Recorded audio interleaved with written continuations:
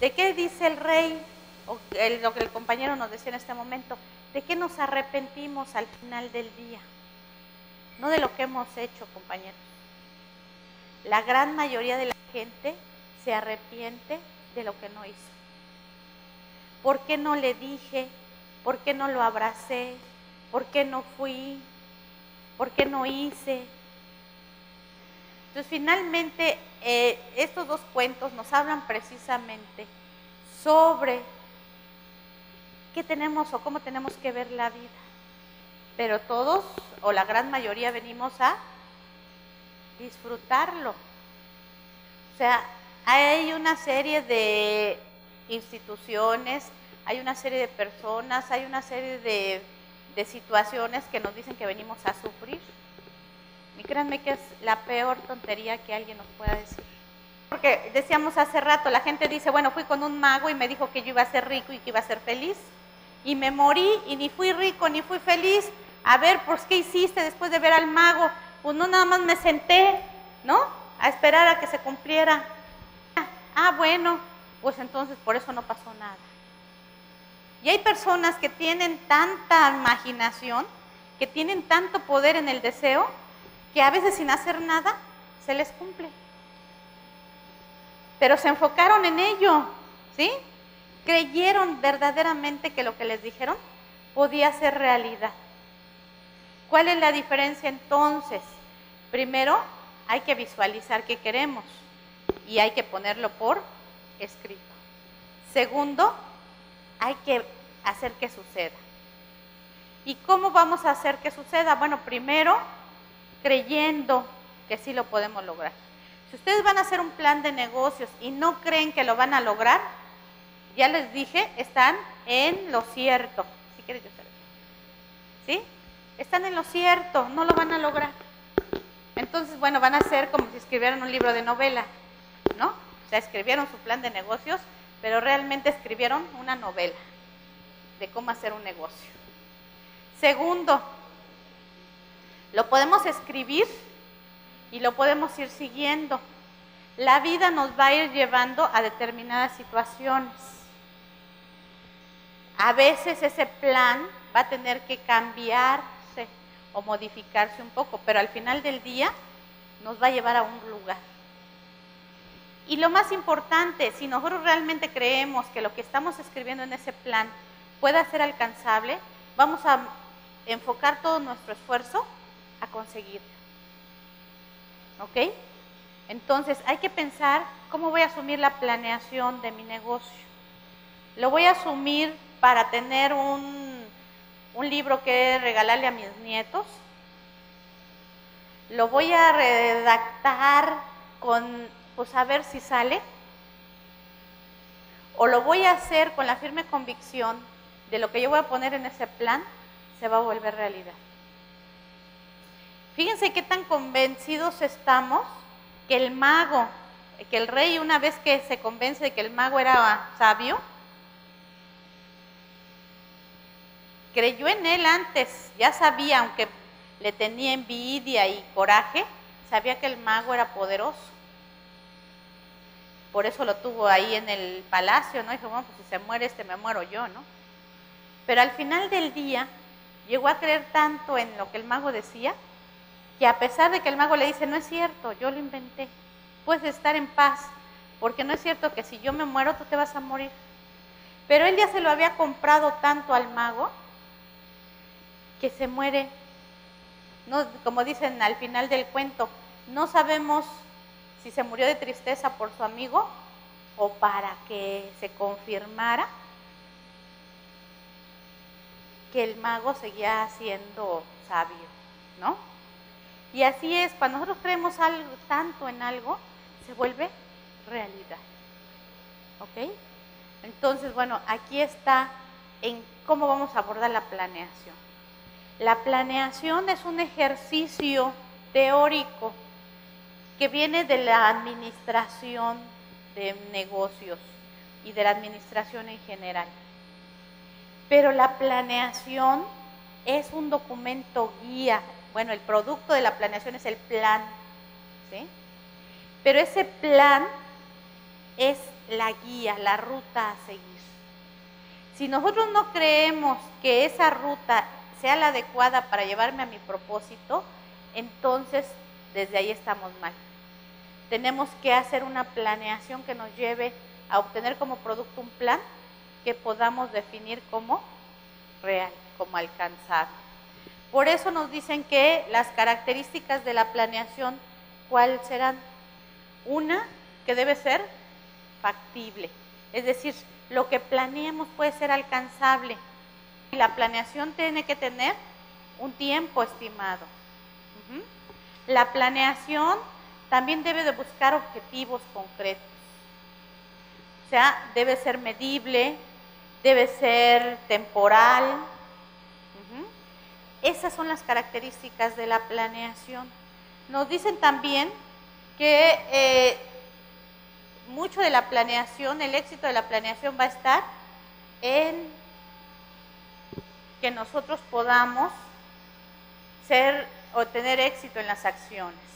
Y nos dicen aquí, en esta introducción, que el 94% de las empresas que arrancan un negocio sin contar con un plan de negocios están condenados al fracaso. ¿Por qué? ¿Por qué estaremos condenados si no llevamos un plan? ¿Qué pasó con los vacacionistas ahora el 15 de septiembre? ¿Hay un problema de planeación ahí o no? Vamos a ver el puro caso de los vacacionistas, de los turistas. ¿Qué ocurre cuando yo me voy a un lugar sin prever? ¿La previsión será parte de la planeación? ¿Qué ocurrió con ellos? A ver, cuéntenme. Pues ninguno de ellos, ni les pasó, yo creo que a nadie, que fuera a ver un suceso como el que... A nadie le pasó, pero estaban en las noticias. Más o menos desde media semana empezaron a decir que iban a entrar 2 tormentas, ¿ok? Entonces la planeación tiene que ver mucho con que nosotros podamos obtener los resultados que esperamos. ¿Por qué hablamos de fracaso a la hora de hacer la planeación de una empresa? Muy sencillo, porque si nosotros no planeamos, nos vamos a encontrar con muchos inconvenientes a lo largo del camino que nos van a evitar llegar al objetivo. Por eso se habla de fracaso, ¿ok? ¿Cuáles son las causas del fracaso en las empresas? Bueno, el fundamental, compañeros, es una mala administración. ¿Sí? Nosotros en México no somos un país subdesarrollado, somos un país subadministrado. ¿Qué implica esto? Pues muy fácil. Nosotros no administramos, o sea, no planeamos, no organizamos, no dirigimos y no controlamos lo que hacemos. No es cierto. Planeamos lo que hacemos, compañeros, fijamos objetivos, decidimos qué vamos a hacer para lograr esos objetivos, nos organizamos a ver quién le toca hacer qué cosa, hay alguien que dirige y luego vamos viendo si el resultado se va alcanzando. ¿Hacemos todo eso? No. La gran mayoría de las empresas improvisan. A veces no hay una dirección. Hay jefes, no hay directores y mucho menos líderes. ¿Ok? No organizan. Se supone que ya cada quien sabe lo que hay que hacer. Y mucho menos controlan los resultados. Se acabó el mes y no sabemos si hubo ventas o no hubo ventas y por qué no hubo. ¿Ok? Entonces, nosotros no somos países no somos países subdesarrollados, somos países subadministrados porque tenemos una administración mínima y precaria. ¿Sí? O sea, tenemos una mala administración. Otro problema por el fracaso de las empresas es el descuido. Volvemos a esa consistencia que debe de haber en nuestras acciones. Otro aspecto que es muy importante en el fracaso, aunque son pequeño el porcentaje, que es del 1.7%, es el fraude. Pero el fraude, ¿por qué se da? ¿Habrá falta de control cuando tenemos fraude en una empresa? ¿Sí?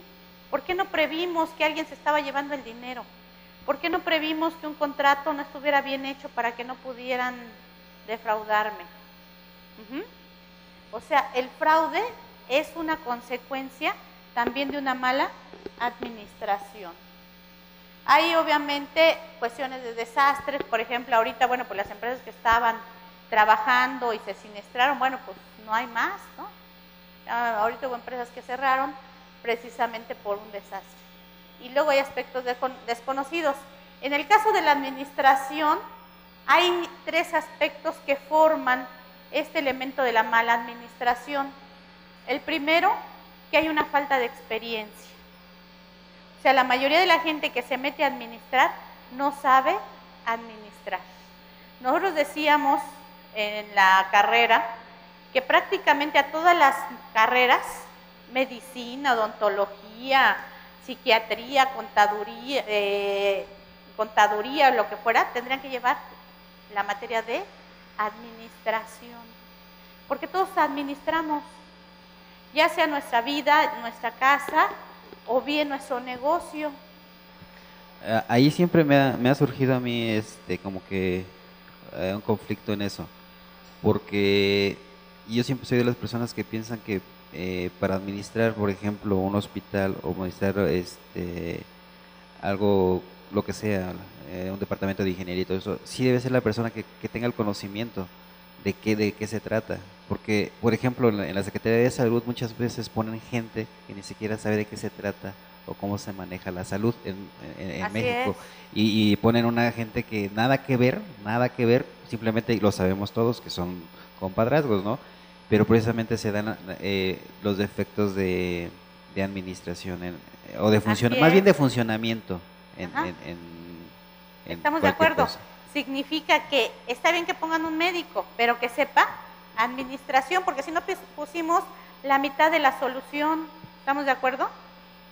Deberíamos de tener un especialista en el campo, pero que sepa administrar. Lo que aquí estamos diciendo no es que no pongamos a un especialista en el área, sino que ese especialista también sea un administrador, ¿sí? Sepa administrar. Es más, la gente cuando asciende a estos puestos debería tener como obligatorio pasar por un curso mínimo de administración. ¿Por qué? Porque yo puedo tener mucho sentido común, pero a veces el sentido común no salva vidas. Lo va a salvar la planeación, lo va a salvar el control. ¿Estamos de acuerdo? Otro elemento es la experiencia sin equilibrio. Lo que decíamos aquí, o sea, yo voy a tener experiencia, pero a lo mejor yo administré una granja y ahora me pusieron a administrar un hospital. ¿Tengo experiencia? Pues aparentemente sí, porque administré, pero ¿será lo mismo administrar una granja que un hospital? Bueno, pues esos son los grandes errores que cometemos en la administración, tanto de negocios como de gobiernos. Porque de repente, bueno, pues estuvo en la Defensa Nacional, bueno, ahora lo vamos a pasar a salud. A ver, ¿y qué tiene que ver una cosa con otra? Y el señor es agrónomo. Pues entonces está padrísima la combinación, ¿no? ¿Sí? Pues es que ya aprenderá. No, es que ese ya aprenderá nos va a llevar tiempo. En las empresas, pues nos lleva empresas. En el sector público, pues nos lleva afectación a los ciudadanos, ¿ok? Y el tercer punto, que fíjense que es el más alto, es la incompetencia. Ni sé sobre el tema, ni sé administrar. Pero alguien me puso aquí. ¿Ok? Y eso nos lleva a que el 44% de las empresas fracasen por ese tema. Es decir, nosotros tenemos grandes fracasos económicos en el país, y no podemos decir que sociales, porque ya estamos entrando en otro tema, por la incompetencia de las personas. Y ser incompetente no quiere decir que seas tonto, sino quiere decir que no sabes sobre el tema al que tú vas a entrar. Entonces, una empresa es un sistema. ¿Qué implica esto? Que está compuesto por muchos elementos, ¿sí? Con muchos elementos, en el que se combinan factores de producción, de finanzas, de marketing, entre otros, para conseguir sus objetivos. ¿Cuáles son las funciones del empresario? Bueno, básicamente la función del empresario es hacer negocios, ¿ok? Hacer negocios, saber comprar, fíjense bien, saber vender, financiar, gestionar recursos y ganar una retribución. Este es el trabajo del empresario, su profesión, ya que a lo que se dedica su tiempo, por lo que gana dinero y cuando lo gana, ¿ok? Entonces, ¿cuál es la función de ustedes? Prácticamente saber hacer las funciones básicas de la empresa. ¿Ustedes van a tener a alguien que haga todas estas funciones? Sí, pero ustedes también deben de saber cómo se tiene que hacer. Porque si ustedes, que son los que mandan, no lo saben hacer, pues va a ser muy difícil saber que el que lo esté haciendo bien o no. ¿Sale? ¿A qué sectores nos podemos dedicar como empresarios? Bueno, podemos trabajar en el sector primario, que es el caso de la doctora, por ejemplo. Ella va a trabajar con puro sector primario. ¿Cuál es el sector primario? Las actividades básicas de agricultura y ganadería, así en fresquecito, ¿sí? Si ya ella empieza a procesar la leche, la pasteuriza, la envasa, ese ya es otro sector. ¿Estamos de acuerdo? El producir la leche, el tener vacas, el criar las vacas, todo eso es sector primario, ¿ok?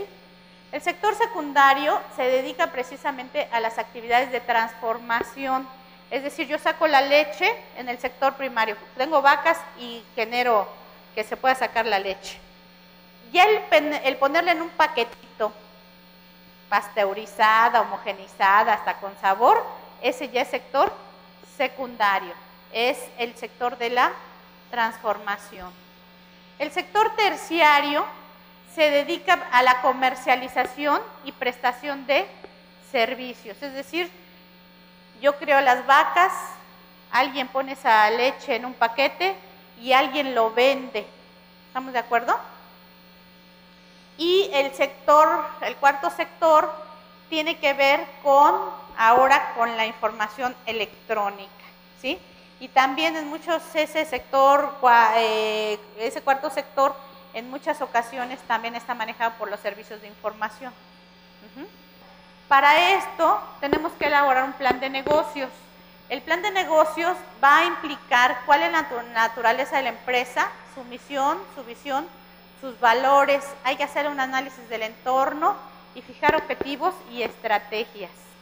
Ahora, bien, ¿qué es la naturaleza de la empresa? ¿Se acuerdan que les dije? Hay que revisar ya la competencia para que podamos definir con claridad a qué nos vamos a dedicar. Yo les voy a pedir que me digan cuál va a ser la naturaleza de la empresa que van a trabajar ustedes, de acuerdo a esto que revisaron. Bueno, en mi caso sería posicionamiento de marca. Ok. Esa va a ser la naturaleza de la empresa, a posicionar marcas. Ok. O sea que la marca de ustedes esté en la mente del consumidor. Y esto se va a hacer por muchos medios, la promoción, la publicidad, etcétera. Pero lo más importante es usar un logo y un nombre que sea fácil de recordar. Colores, ¿cuáles son los colores más atractivos? El rojo y el amarillo. Ahora, un color que se ha empezado a usar es este azul. ¿Sí? Si ustedes se dan cuenta y visualizan las marcas, se van a dar cuenta que muchas de ellas tienen esta combinación de colores. Y además son colores muy intensos. A ver, yo tengo una pregunta porque Sí. me surgió un conflicto. Sí. Por ejemplo, bueno, de hecho este tipo de logotipo y marca ya fue diseñado por uno de mis hermanos. Entonces yo lo estoy retomando porque supuestamente lo hacemos muy conjuntamente. El nombre se llama Arcosa, pero obviamente es la conjugación de nuestros apellidos. En esto afecta, por ejemplo, la recomendación del Ajá. nombre, de lo que ¿Lo del tiene negocio, como nombre de la empresa o como nombre o como marca? como nombre como marca más bien. Ok.